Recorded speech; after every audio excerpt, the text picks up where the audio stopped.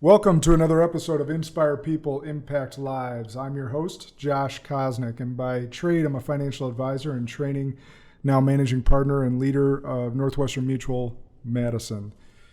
I am super excited today. We have special guest, Dr. Niraj Nijhawan, and we're going to go by Raj today. Yeah, absolutely. So he's sick of people screwing up his name. No. I'm a first name kind of guy. Perfect. So he's the founder of the LEO program, the brain science of Agile. And so Dr. Raj is a practicing physician. He was raised in Milwaukee, Wisconsin, graduated from the University of Wisconsin Medical School back in '92. He completed a medical residency in anesthesiology and critical care at the Medical College of Wisconsin. He received a National Institute of Health Scientists training grant where he acquired a master's degree in clinical research as he was trained as a clinical scientist and designed and conducted medical research. He spent over 30 years cataloging, practicing, teaching, and helping people integrate the latest knowledge from the realms of medical, social, and neuroscience into their lives. So Raj, welcome to the show. Thanks for having me. You bet. I felt like I said clinical a few times. Yeah, that's true. But that's all right. It's your bio, and you've spent a lot of time in the clinic, I know, so that's okay. Yeah. So I'm very excited to dig into our topic. I know Chad told you ahead of time that I like to geek out about brain science. Yeah. So, Yeah. And I That's know awesome. that's your passion as well. So, but before we dive into that, tell us a bit about yourself. Yeah, so basically, I am a practicing physician in the areas of anesthesiology and critical care anesthesia, more in obstetrics, high-risk obstetrics. And the way this whole program came about was sort of serendipitous. About 30 years ago in the middle of med school, I had kind of a crisis of, I became very insecure. I was really good at the books part, but then the transition to the people part with the clinical rotations, third year of med school, this is about 89. I really started to struggle. You know, on the outside looking in, very successful. I was valedictorian, skipped a few years of school, was lettered in several sports. But then that exposed me so badly that I had to take a year off because my confidence was shattered because I couldn't do all the other life stuff, communication, organization, writing. There were so many things that I didn't have. So I took a year off and luckily met my wife of 30 years. She kind of emotionally stabilized me. And then another dear friend who's a practicing physician in Boston really helped me to fall in love with learning. At that point, until that point, it was sort of like a narcissistic exercise, frankly, to be a physician was a big trophy. He really helped me as well. And so then I fell in love with self-help kinds of literature and just started realizing I had anxiety issues, anger issues, insecurity issues, realized I was also very narcissistic. So I was like, I have that too. And so I kind of started really applying, learning a lot. And it's been a sort of a golden era of brain science and social psychology and evolutionary biology, all these realms. So like a kid in a candy shop, I've been collecting all these discoveries, you know, helping myself get better. And then I wrote a healthcare reform book, but then did a talk on the science of happiness about 8 years ago. It was so well received. I was like, wow, I'm going to drop the healthcare reform book for now and start focusing on what I really love, which is the science of happiness and effectiveness. And then about 5 years ago, we started delivering the program. We created a program synthesizing a lot of discoveries from different realms. So that's kind of our deal, is we're aggregators of the best evidence that's out there, but we're also really agile in innovating how we deliver this and seeing how people resonate with the concepts and what has sustainable impact on their lives over time. And so then we started getting dramatic results in reducing depression, anxiety, improving sleep, energy. We worked with a Division I golf team. They had off the charts results, started working with corporations, especially the last couple of years. Those have been dramatic results. So it's very exciting, sort of getting pulled along for the ride here, but loving it and become a lot more hopeful about what people can do and communities of people can do really fast. So that's a little kind of overview. Yeah, that was a really good brief synopsis. There's a lot you could go into there. Yeah. From family to your training to all that.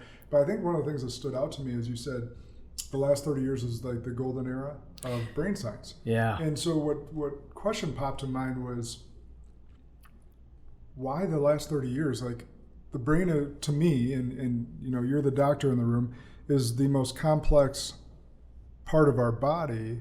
Why wouldn't we have, as a society, maybe it's technology, maybe it's just wherever we're at right now, why wouldn't we have dug into that a lot sooner, or doctors been more interested to dig into that sooner versus what you call now the last 30 years? No, it's a really great question. I think the big revolution was fMRI and PET scans. So our ability to see what part of the brain was lighting up and what that correlated with was the big revolution. And I think that combined with more and more sophisticated study design, like the book Thinking Fast and Slow, Daniel Kahneman. I think Chad mentioned that. Chad loves that book. Yeah, that to me, they are greater than Freud because of the insights they provided. Basically, the take-home message from that is you can't trust yourself, and you have to be very scientific about your life and your decisions and how your brain is interacting with this world, which is fascinating, scary, but also fascinating, illuminating, and really can have a positive impact. So that's also a lot of realms have had their revolutions as well. So a lot of kind of scientific revolutions are converging over the last 20, 30 years. But I'd say especially fMRI and PET scans and being able to see what part of the brain is lighting up when is a big part of the revolution. That's fascinating. It makes a lot of sense. One of the things I wanted to ask you about, because it's been a fascination of mine, is the amygdala. And that almond little shaped part of the brain that controls so much. Right. So I've done a lot of research into that, into fear and the fight or flight, and I've heard a lot about that from psychologists and neuroscientists. But can you tell our audience why that little tiny piece of our brain is so important? Yeah, that's a really great question.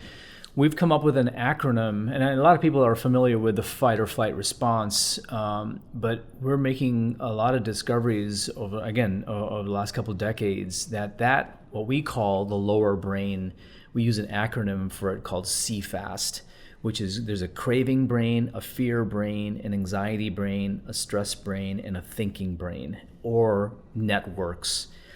And these are so much more sophisticated than we realized, and so much more triggered now than we realized, that they're causing a lot of suffering and destruction in society, especially in Europe and the United States, surprisingly.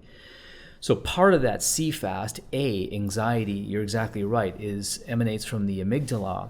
And the way to think of it is that we've been in this form, humanoid form, for about 2.5 million years, Homo erectus forward.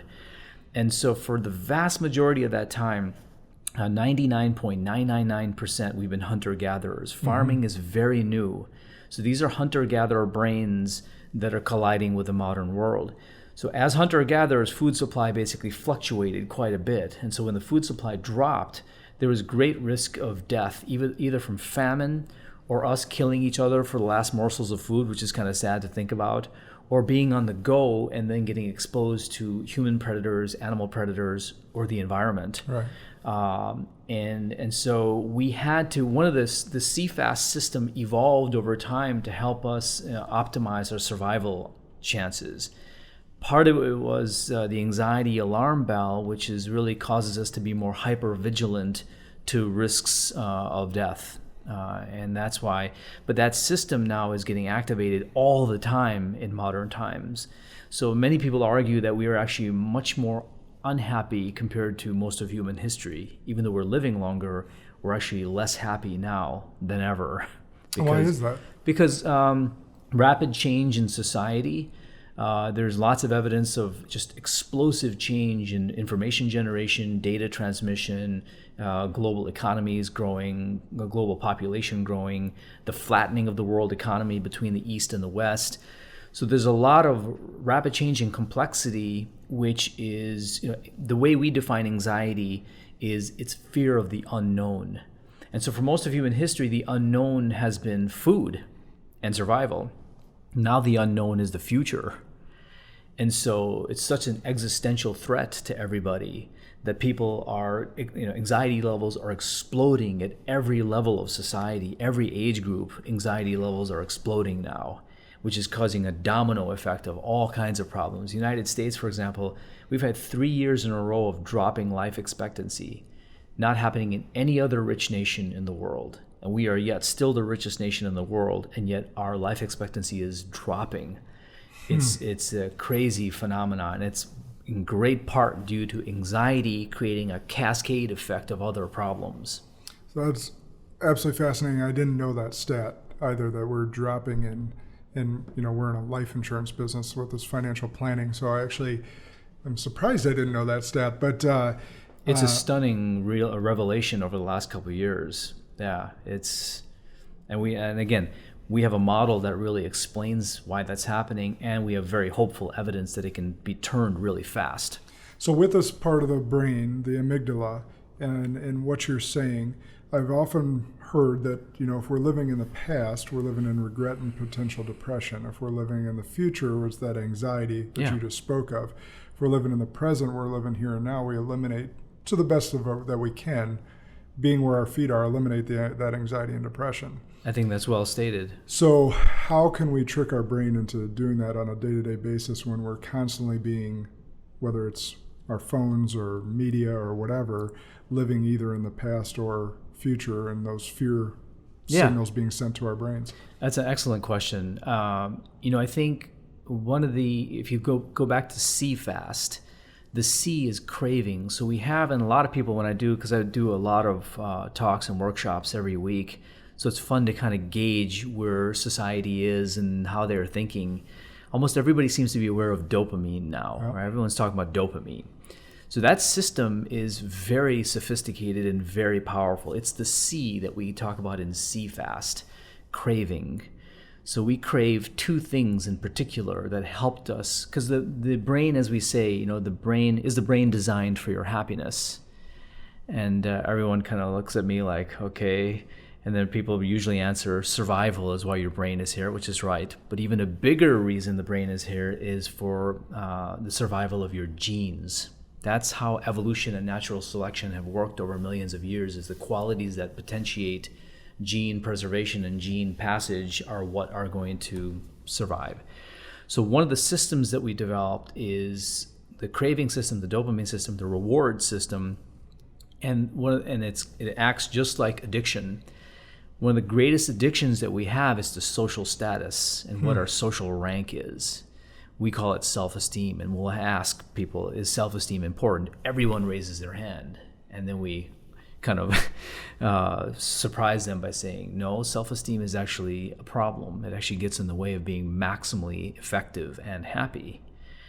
So self-esteem, the desire for higher status and the desire not to lose status, is one of the most powerful systems, the C, in the brain. And so if there's a threat to your social status, it creates a lot of anxiety. And that's why Americans in particular it's almost like a psychological collapse occurring. Because a 1-year drop in life expectancy means 10 million people have to die 30 years prematurely. It's a greater death rate. Holy cow. It's a greater death rate than any war that we've experienced. This is literally the greatest war we're experiencing, except the war is in our brains now. It's internally. Totally internal. We're not fighting a battle on the battlefield. It's internal. So the brain is the battlefield now. And so that's why anxiety, and you're exactly right, future think is fear of loss. It's fear of not being successful. It's fear of failure. To me, there's three big fears: fear of loss of material and success, and fear of rejection, which is status. Yeah. Fear of failure includes both of those. When you fail, you may be diminished as a human being, and you also may lose out. Yeah. So the three big fears are really being jacked up now because the future is so fast changing and so opaque. It's really creating huge surges in anxiety. So you're right. If you can block that, and people can, one of the ways is to let go of the need to feel good about yourself, but do work on being very adaptable.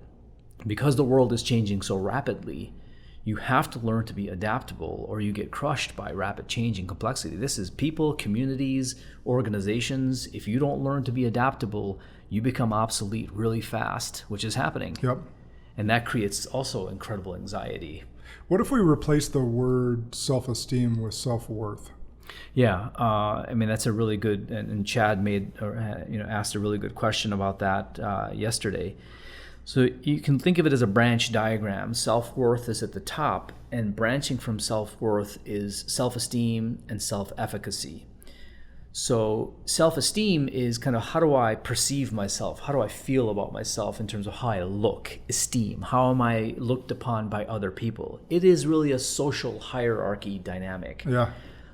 Also part of self-worth is self-efficacy, which is a root word for effective, right? So how effective are you? How able are you at dealing? Can I deal, or can I deal with life?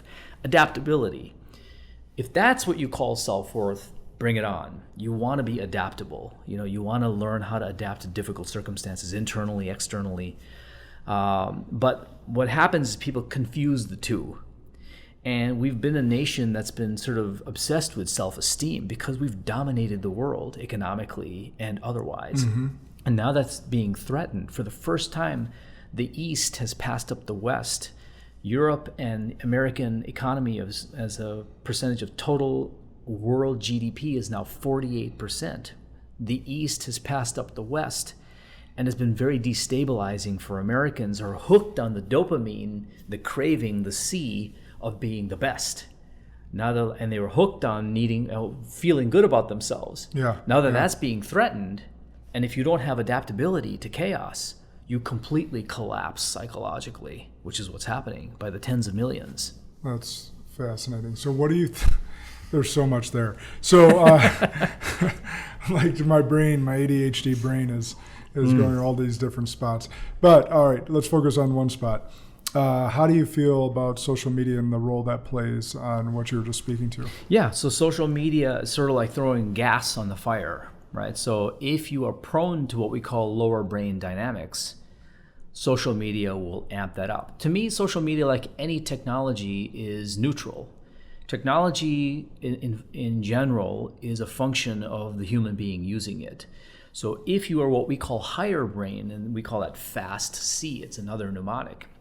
There's a focus brain, an awareness brain, a stability brain, a transcendence brain, a connection brain. We know where these networks are, and it's what produces maximum happiness and effectiveness and health and connectedness, the big four.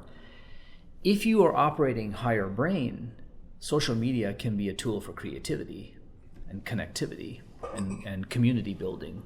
It's lovely. But if social media is there for lower brain purposes and you want to win the beauty contest, and then you're losing the beauty contest, and then you're losing the other part of the dopamine system, which is the FOMO battle, fear of missing out, or the FOBLO battle, fear of being left out. I haven't heard that one yet. Yeah, we made that one up.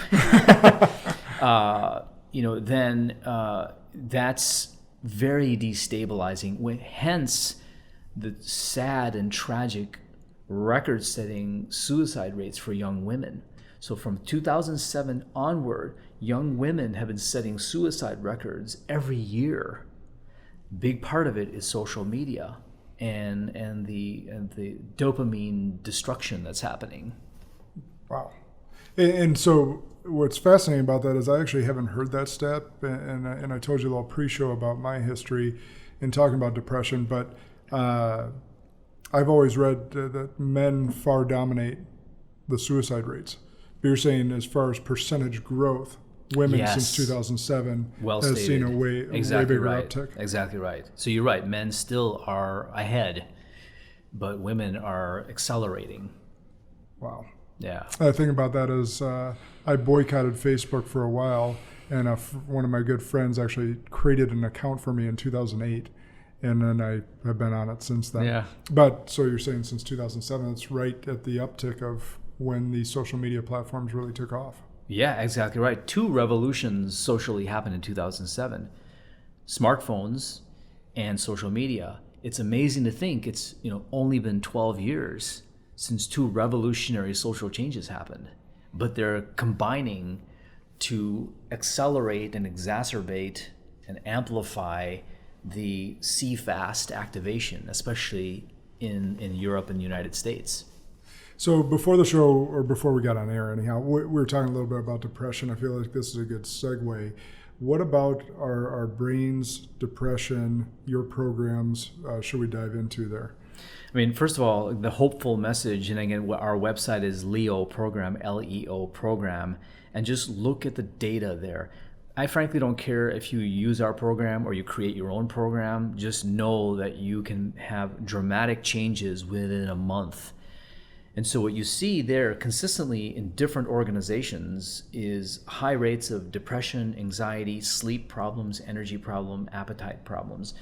So clearly these are big issues, and the death rate explains that that's also the case. Record alcohol-related deaths, records drug overdose-related deaths, record suicide deaths, record violence-related deaths. Those are all happening, records in all categories. So depression, what happens when you really activate the lower brain is you start to release a lot of cortisol, which is the stress hormone. That's the S part of CFAST, is the hypothalamus pituitary adrenal system, and also connected to the fight or flight system. So when you release a lot of stress hormone, cortisol starts to deconstruct the brain and the body and the gut. We were talking about the gut earlier. Yeah. And so, because for most of human history, 99.99%, cortisol coming through the brain meant there's a risk of death. The brain doesn't know the difference. So it's seeing cortisol coming across all the time. Stress, stress, stress, stress, stress. Fight or flight. So it's saying we must be at risk for dying. So we know what to do. We have to preserve calories. So one thing we do is we disconnect the brain, in particular the anterior cingulate gyrus, which is where hope, energy, and optimism are in part.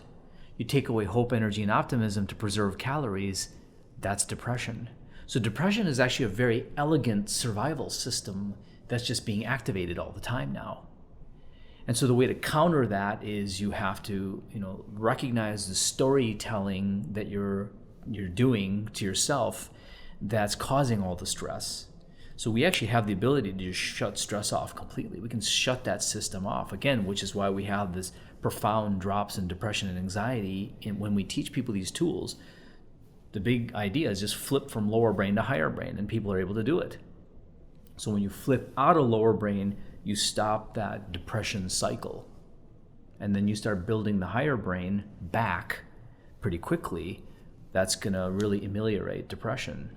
So before the show, we were talking about on the cancer side of things and how stress and cortisol can affect that. And maybe you want to dive into that, maybe you don't. But where I was going with that is destiny versus, what word did you use? Destiny versus? Yeah, the genetics is not anywhere near as much destiny as we thought. Yeah. Because of a variety of discoveries in epigenetics and environmental factors and the brain-body connection, it's a lot more in our control than we realized. And so stress is a big player in almost all chronic disease, whether it creates increased inflammation and free radicals, which lead to more cancer, depression of the immune system to preserve calories, which leads to more cancer, having a depressed immune system, taking the gut offline because we're not going to have any food coming in, because if we're at risk of dying, we hibernate, basically, we disappear. Yeah. So no food coming in, we don't need to waste calories on the gut. And so the gut gets taken offline, and then the brain, higher brain gets taken offline.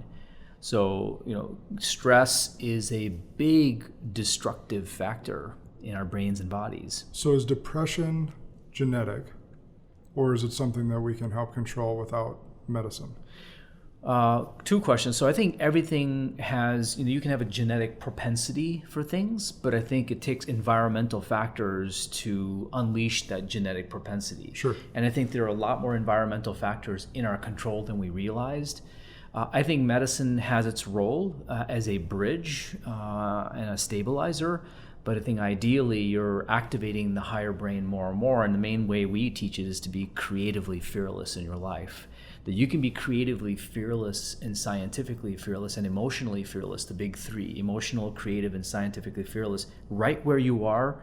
Whatever job you do, whatever task you do, it doesn't matter what you do for a job or a task. You can be very fearless right where you are to make it constantly better, or you can be, I call that micro gamification and creativity, or macro gamification and creativity, which is you're working on bigger external projects and being creative. And both types of fearlessness lead to fulfillment. As you become fulfilled and fearless and fulfilled, you start lighting up the higher brain. You can't, and depression doesn't stand a chance then. But if you're trying to avoid the drop in dopamine and the activation of the lower brain, because society is in chaos, just avoidance causes depression because you're not engaged in life. You're not really, you don't have a sense of mission about your life. And again, sense of mission doesn't have to be some grandiose thing where I'm having a big impact on the world. Like we trick people by saying, you know, the major predictor of happiness and effectiveness at work, people almost all say having a sense of purpose. That's also a brain trick. That is not the key predictor of being happy or successful. It's actually a sense of play at work, meaning you're gamifying everything. You're experimenting. We're all, by nature, scientists. We all love to explore. We all love to learn. We all love to experiment. We did it for most of human history. But we've crushed that desire because of the dopamine reward system giving rewards to everybody for performance. And I made that mistake in parenting myself. And so I think once we get people to be, you know, fearless and engaged and back enjoying learning and growing, depression will subside. However long that was, 2 or 3 minutes, where anyone listening needs to go back and re-listen to that. That was awesome. So the gamification part, and I just want to ask you a quick question, as you were vulnerable enough to say you made some of those mistakes in parenting. Every mistake in parenting. As I feel I'm making right now as well, with 4 young children. Oh, lucky you're hearing this stuff now. Well, I'm reading some of the stuff and trying to be proactive about it. I think there's been a big wave with that stuff too. But so with all that you just said, the gamification and our society shutting down our creative juices and all that different stuff, how do you feel about schools right now? The good news is, I mean, we got a grant from the state of Wisconsin to deliver this to high school students to see if we can have an impact on depression and substance abuse. So that's very exciting. And the teachers are going crazy for these constructs. So that gives me a lot of hope that they're looking for solutions. I think we all as a society, especially as Americans, because we were blessed and cursed with a lot of wealth and world domination. And so it's been a lot harder for us to be humbled by the rest of the world in a sense. But I think we can get back to our mojo, which is we're pioneers, we're innovators, we're dynamic. And so I think schools got stuck in, and I mean both of you, I'll give you 5 keys to parenting and leadership. Perfect, let's go. Issue number 1, don't reward outcomes. If you make people fixated on outcomes, then they can't tolerate risk-taking because then they can't tolerate being diminished. They can't tolerate failure. And you have to fail your way to greatness. Second, so don't give material rewards and don't give psychological and emotional rewards. Rewarding people and penalizing people externally to get them to do things is a 2,500-year mistake that we've made now. It doesn't work, and it activates the dopamine system, and then it causes people to shut down and not want to take risk anymore because they don't want to fail. Mm-hmm.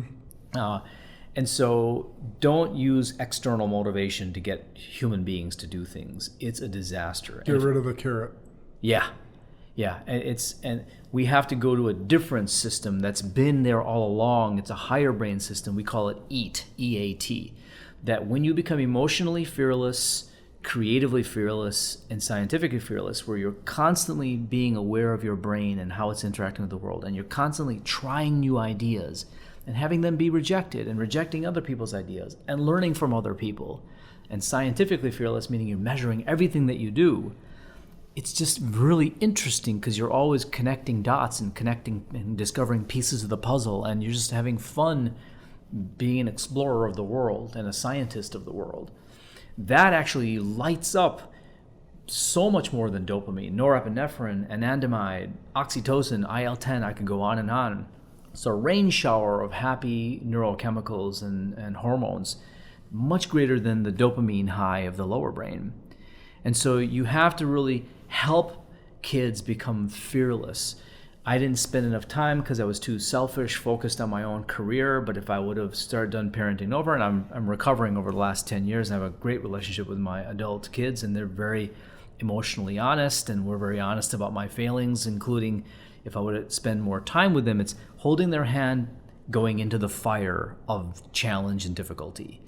and saying emotionally fearless, how has this destabilized me? Creatively fearless, what have I learned? Let me try something else. Let me experiment. Let me learn from other people. Scientifically fearless, am I measuring how I'm doing? So, people sometimes will say, don't measure things, No, I disagree. I think you have to be kind of ruthless in being truthful about what's working, what's not working, but not from a place of dopamine and self-esteem and getting rewards, from the standpoint of truth and discovery and the joy of creativity. So 5 things, basically. Don't reward for, externally. 2 things are don't reward with praise and material reward for outcomes. Then they get hooked on the drug of dopamine, and then they can't tolerate risk-taking. And on the other hand, teach them to be fearless in those 3 ways. Eventually, when you get to a critical mass of fearlessness, you are creatively free and you are fulfilled. That's awesome. I feel like I'm repeating myself there, but maybe it's just the nerd in me that loves this stuff. But it's great stuff. Yeah. So the fearlessness piece, I feel like a lot of people would say that their kids or kids in general over adults are more fearless than adults. So Absolutely. I want to dive into that a little bit more. Yes. So a great point. I'm thinking about my 8-year-old. This past weekend, we got to go up to my parents' lake house in the middle of Wisconsin, and in the middle of the lake is a floating diving board, and it has a low dive and a high dive. And she's out there and going off the low dive and jumping off backwards and whatever. And I happen to turn away for a minute, and all of a sudden she climbs the high dive. And she has never been off the high dive before. And what's different about this, I think it takes, courage to go off any high dive. But what's different about this is it's rocking with the waves. And so I catch her, or I'm on the boat just floating there, you see her, about you 10 see yards her away, getting ready to make the move. Yeah, she's making her move up there, and I'm like, okay. And my wife's kind of freaking out a little bit. I'm like, let her go. And she gets to the end of the board and she jumps. And when she gets back on the boat, I praise her for her effort and the courage that it took to do that. Mm-hmm. But I was just thinking about that as you're talking about the fearlessness. Talk about the kids versus adults and how we can nurture their natural fearlessness versus the fear that we kind of get conditioned with as adults. Absolutely. And it's funny when I ask, again, lots of audiences, how many here would consider themselves to be fearless? Almost nobody raises their hands. So they're honest. Yeah. Right? Yeah. And I think you're right. We have conditioned fearlessness out of people. Again, we're not talking about being foolish. But I think what I would have, in that situation, ideal parenting is you don't make a big deal about their accomplishment. But what you do say is, fascinating that you did that. What was that experience? Emotionally fearless. How were you? Were you lower brain or higher brain? Okay, and how did you deal with that? I really want to know, right? You're teaching them to be a scientist of their lives Curious. And their brains, and just manifesting beauty in the form of discovery. Creative, how did you plan for that? What were some of the discoveries that you made? What were some of the insights that you got from other people? What did you do for planning? Scientific, how did it go? What did you think about your outcome? Are there adjustments you want to make now as a result of that experience? So you bring them back to being in love with being scientific about life. So it's like addressing that hypothesis that they had going into it, and has that changed after doing it? Yeah. And that's the beauty of what we're saying too, is that talent and intelligence is now becoming obsolete. The world is changing too fast for individual talent to matter. We're going to have to go back to being high-functioning tribes to survive. So that's why it's sad for me to see this hyper-tribalism that's occurring in the United States. 300 million, 320 million people divided in half is 160 million people in the 2 tribes, basically. You got 1 billion Indians and 1 billion Chinese coming down the pipeline. We can't be divided into 160 million 2 tribes. We got to get back together and really become more powerful and innovative like we have been in order to stay in a good position in the world. So I think everyone can be creative and everyone can be scientific, right? Anyone can do that. And so what we're saying is very democratizing. Don't put yourself down because somehow you're not really smart, or you didn't get an advanced degree or really good grades, or that's like number 6 on the list of, I call it the 5 I's.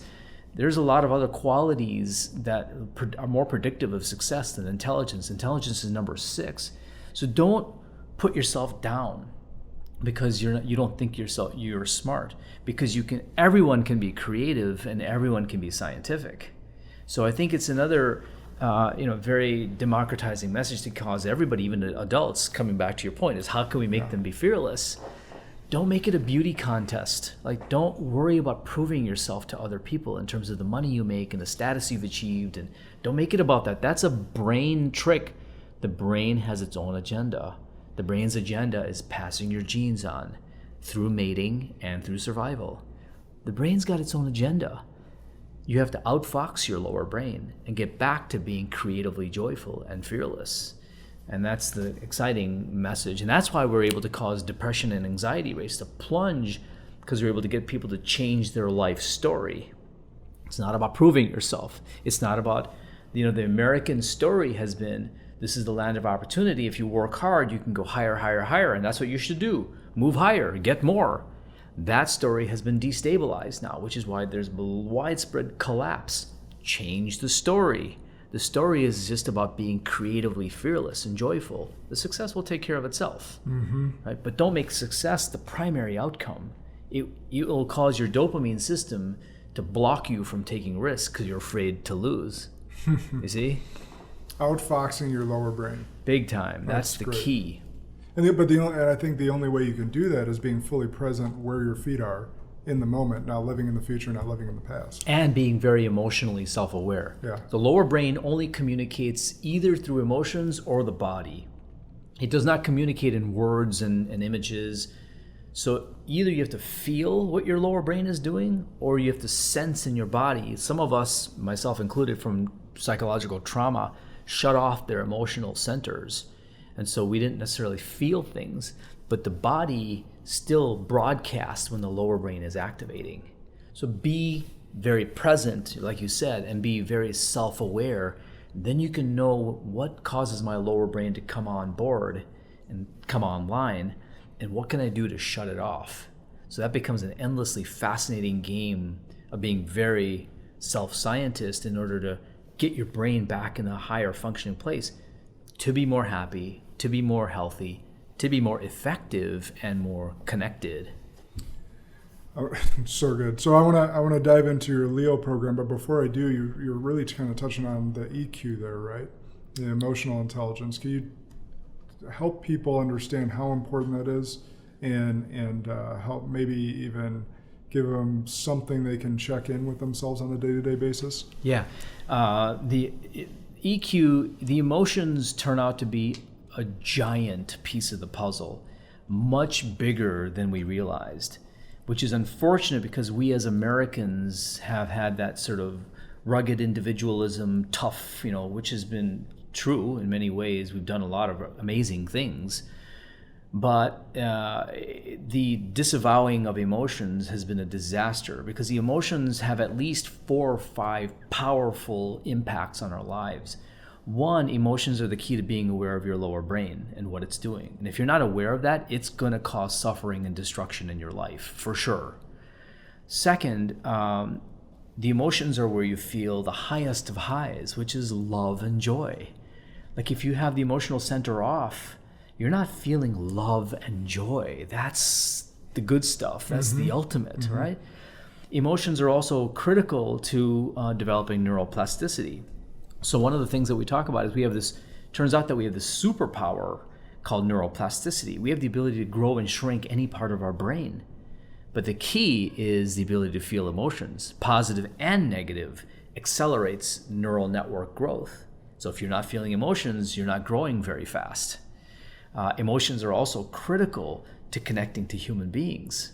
So if you're human, people trust you. If you're able to be human and have negative emotions and positive emotions and just be human, because we don't have to then pretend to be something. It's so liberating if you can just be you.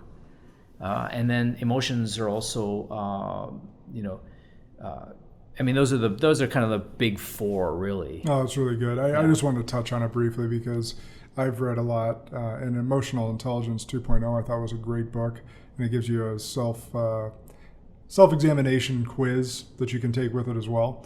But it's just, I think it's one of the more underrated traits that I think it's getting more and more buzz, but I certainly had no idea what EQ was until I was a professional adult.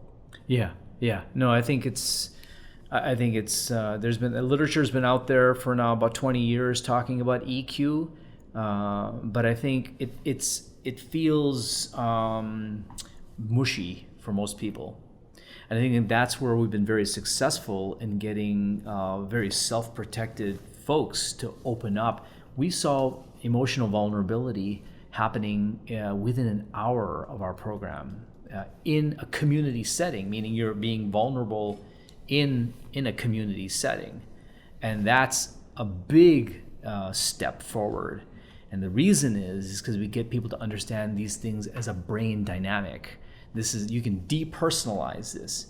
Whereas if it feels like it's a mushy subject, people are like, I'm not talking about vulnerability and emotional intimacy and what? Are you crazy? Like, yeah, especially men. Yeah, especially men. Lower brain's like, you insane? That's scary. Yeah, it'll talk you right out of it until you outfox it by recognizing these are brain components that are just battling with each other, and you're a scientist just reconfiguring your brain.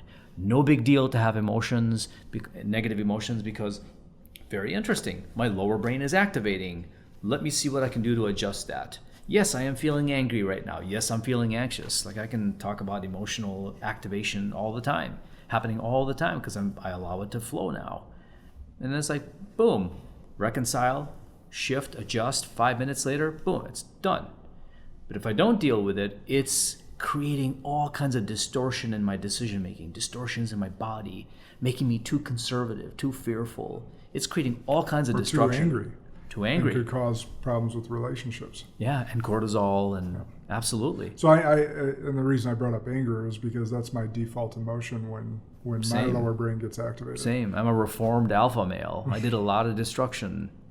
Yeah, so I'm certainly not perfect.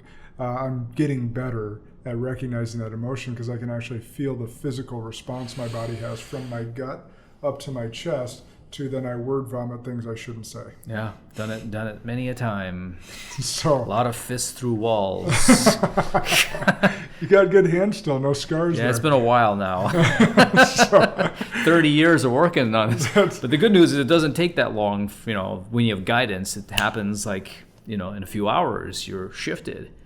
But for me, it's been like a struggle to learn these things. But thankfully, you're doing a good job now. So all right, the Leo program. And I want you to discuss that, but also make sure you give them the quiz on your website and some of the context behind it. Yeah, so it's a pretty simple website, leoprogram.com, Leo, like the lion, which means, having the courage to be a scientist of your life and your brain. So leoprogram.com. It's just really cool to see the mental health outcomes that have happened in every organization that we've worked with. And we really started scaling up last year. So that's very hopeful. And this is a 12-hour program delivered over a couple months. So it's happening fast, when we started seeing that at a community scale, we're like, wow, this is really cool. And so we want to do this as much as possible. The neuro quiz kind of, now that you've listened to this, you may have some insight into how to answer those questions. But there's about 10 questions, and most people get about 2 of them right, maybe 3 of them right.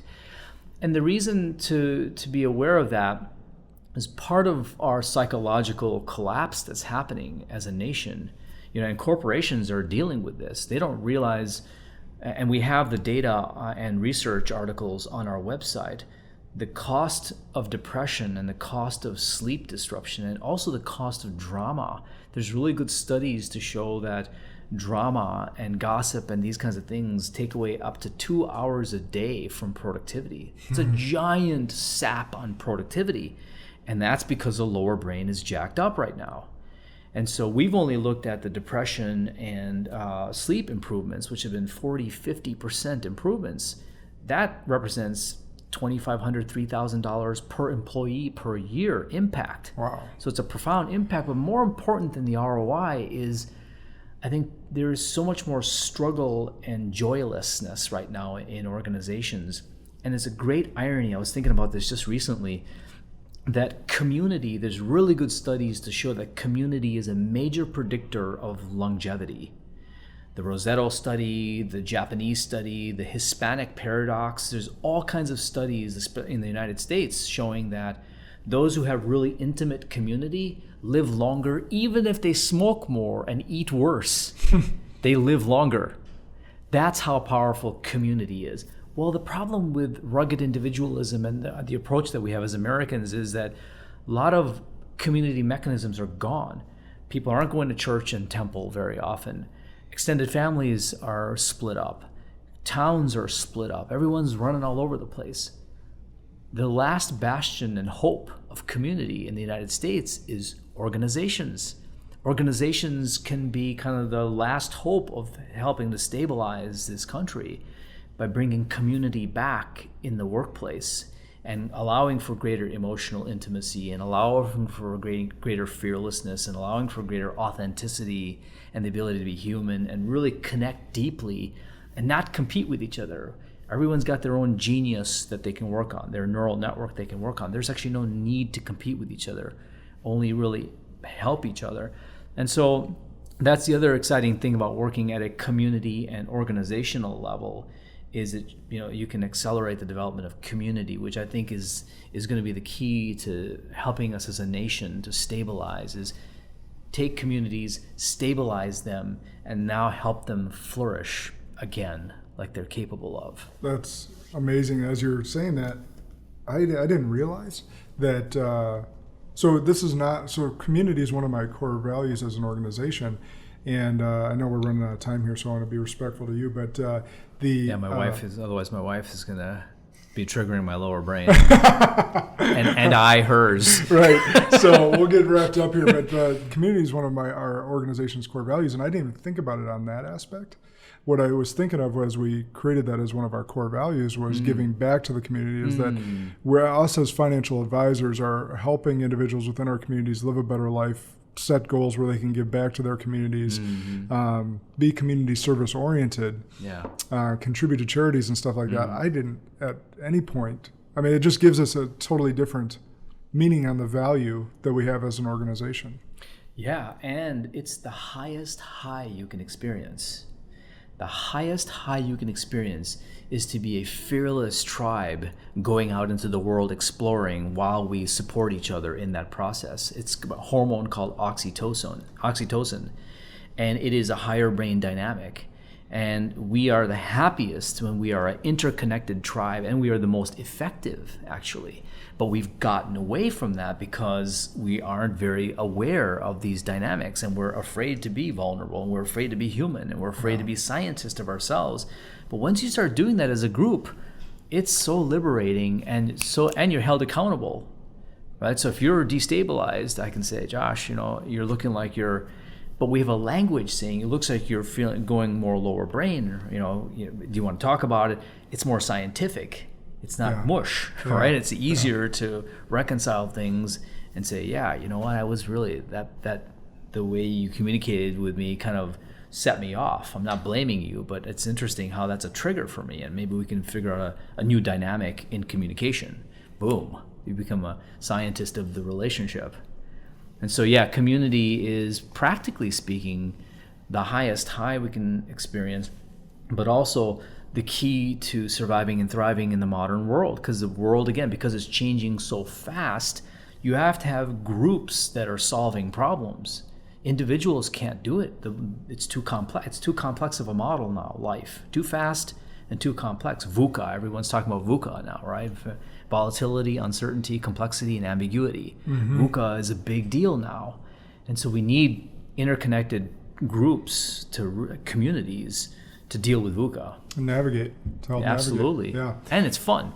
Yeah, with other people is always fun. That's why isolation. Way more fun. Like when you go to prison and you put in isolation, that's like the worst spot you can be. You're alone. And loneliness levels are setting records in this country, which is surprising. But when our Packers and our Bucks and our Brewers win, we're high-fiving each other, right? It's like, it's a rush. Yeah. Right? What if you created that rush all the time? Every day you're having little mini victories constantly because you're constantly creating and discovering. Why can't we live there? We can. We can. So everyone listening to that, that's your challenge. Yeah. Try and create that daily for yourselves and Yes. your family and your community. Yes, absolutely. All right, quicker word association game we told you about. So you get to answer with one word or a short phrase and can't repeat yourself. Ready? Okay. Yep. Confidence. More about self-efficacy instead of self-esteem. All right. Communication. Courage. Freedom. Creative joy. Humans. I'm sorry? Humans. Humans. Storytellers. Negative thoughts. Conquerable. Work. Can be much more joyful. Family. Can be a great source of learning and growth. Power. Is about fearlessness and well, I already said creative joy, but power is really about fearlessness. I'm going to switch this last one up. Brain. How dare you? That's not my phrase. Okay. A fascinating playground. All right, that's good. And my last two are my favorite. Inspire. We need to live a lot more inspired, and we can, like right now. Impact.